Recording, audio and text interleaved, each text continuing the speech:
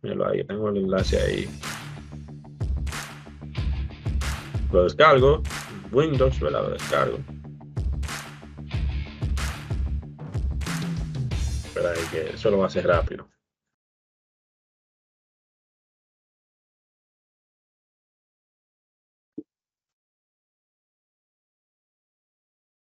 Ok. Ahora vamos a proceder a la instalación. Le doy a siguiente, ¿verdad? Aceptamos los términos, le doy a siguiente. Eso lo dejamos ya así por defecto porque vamos a tener todas las características que dependen de MariaDB. Entonces, aquí, como yo le decía a la clase pasada, aquí debemos de especificar correctamente cuál es la clave que vamos a utilizar con el usuario root. Este usuario root es el mismo que se va a conectar directamente con MySQL, ¿verdad? Por eso este es el server, este que va a controlar esos usuarios, como el control del usuario root específicamente.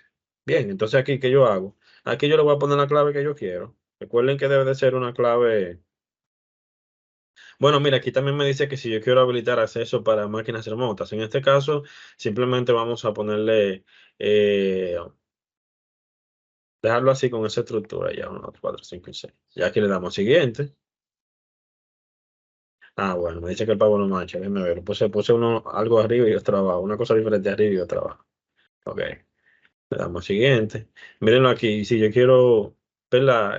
Cambiar el nombre del servidor, le digo que mejor dejemos todo configurado como debe de estar, para que después no nos traiga unas situaciones cuando quiera interactuar directamente el server con MySQL. Aquí, por ejemplo, este puerto 3306 es que trae por defecto ya para instalar,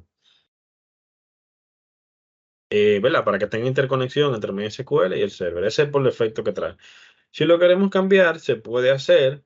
Ya el asunto es que tenemos que habilitarlo, ¿verdad? Del lado del firewall, el puerto, y lo habilitamos para que así entonces pueden tener interconexión entre ambos, ¿verdad? Porque este es un puerto remoto. Le damos siguiente y le damos install. Ya que yo le digo que sí.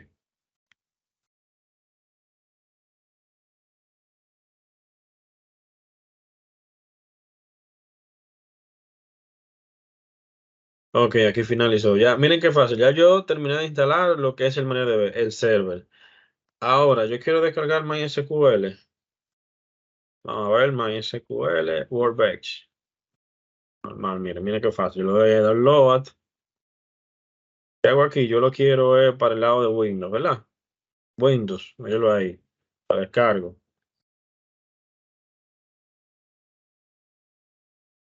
Vamos a ver. No, yo lo tengo por aquí. Vamos a ver. Ok, ya. Eso es para, ¿verdad? Para que yo, si tengo un usuario de más, yo tengo uno, pero está bien, no es necesario por el momento. Mírenlo aquí. Ya aquí lo descargué. Ya va a instalar. Le damos a siguiente, siguiente. Completa que yo la quiero. Mírenlo ahí ya la ruta directa donde se me va a instalar. Recuerde que el Workbench, el MySQL Workbench, anteriormente se utilizaba era, ¿verdad? Por línea de comandos debajo. O sea, todo lo que se tenía que hacer era por medio del CMD y demás, que traía la misma herramienta y había que hacer algunas cosas. Pero ya el Workbench, MySQL Workbench vino a resolver todas esas situaciones y ya tú tienes una interfaz gráfica o tenemos una interfaz gráfica donde ya podemos interactuar directamente con la herramienta sin tener que estar utilizando el shell, ¿verdad? Líneas de comando. Ya directamente con la misma interfaz gráfica yo puedo hacer los comandos y demás. Ok. Ahora me dice allows MySQL Workbench. Ok, le digo finish para que me lo muestre. Me muestre la. Y vamos. Mírenlo aquí. Como ya yo tenía una conexión directa anteriormente, ya simplemente yo sé, mírenlo ahí el puerto, el 3306 que lo tiene por defecto, pero bien, vamos a hacer una conexión desde cero. ¿Cómo yo hago una conexión desde cero? Miren, yo vengo aquí, le doy aquí, a más. Aquí vamos a ponerle localhost 1, por ejemplo. Siempre le dejamos ese estándar, ¿verdad? Que ya sabemos por qué. El 3306, el usuario root, eh, también ese por defecto, ¿verdad? Que me deja, que deja esa IP. Por defecto siempre se pone esa IP en la máquina. Entonces aquí en root Aquí le voy a poner el mismo usuario, ¿verdad? Que yo le indiqué del lado de MariaDB en el server. Ok, yo le doy a Test Connection. Mírenlo aquí. Siempre me va a mostrar esto. Le damos a continuar. Le digo que ok. Y aquí le digo ok. Mírenlo aquí.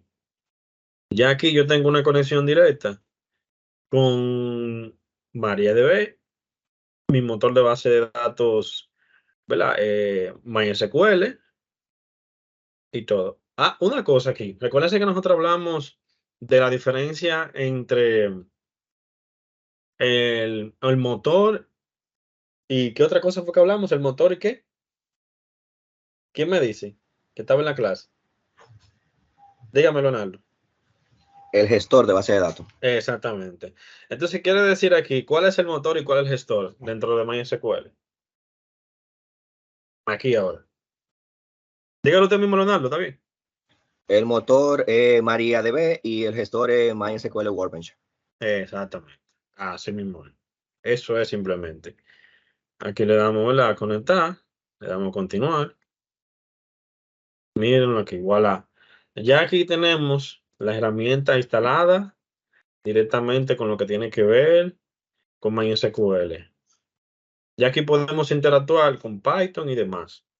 ¿Por qué? Porque ya yo tengo todo lo que tiene que ver las características referentes, ¿verdad? La interfaz gráfica MySQL y MariaDB. Bien. Entonces por aquí, miren, ya esa es la tabla por defecto, mejor decir la base de datos por defecto que me trae la base de datos configurable, ¿verdad? Que siempre nos trae los diferentes motores de base de datos para así poder tener control en el caso de las transacciones, de lo que hace por debajo cuando se crea una base de datos y así sucesivamente. Del lado de SQL, ustedes saben que existen distintas, master,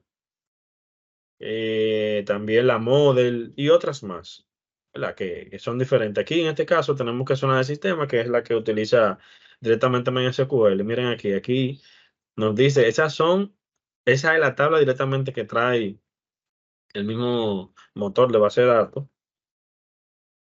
en conjunto con su gestor. ¿Cómo yo hago una consulta? Simplemente en MySQL, como también en cualquier otro lenguaje que sea de base de datos. Así. Ya con esto simplemente yo hago una consulta. Vamos a subir esto para acá arriba. Déjame ver que me deja una cosa aquí. Pero que me dice, selecciona por... Ah, exacto. Tengo que seleccionar la base de datos por defecto porque yo estoy haciendo un select y no estoy especificando cuál base de datos. Simplemente yo con use sys hago esto ahí. Déjame ver. Ah, espérate que está en minúscula. Sys. Hago esto. Mírenlo ahí, ahora sí. Ahora yo le hago la ejecución al select, mírenlo ahí.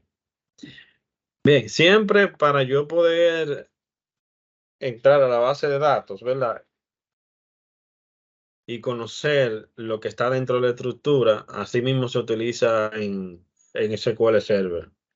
Debo siempre especificarle a cuál base de datos yo me voy, ¿verdad? Me voy a conectar y luego que haga esa parte, entonces ya yo puedo ver la estructura de las tablas y demás.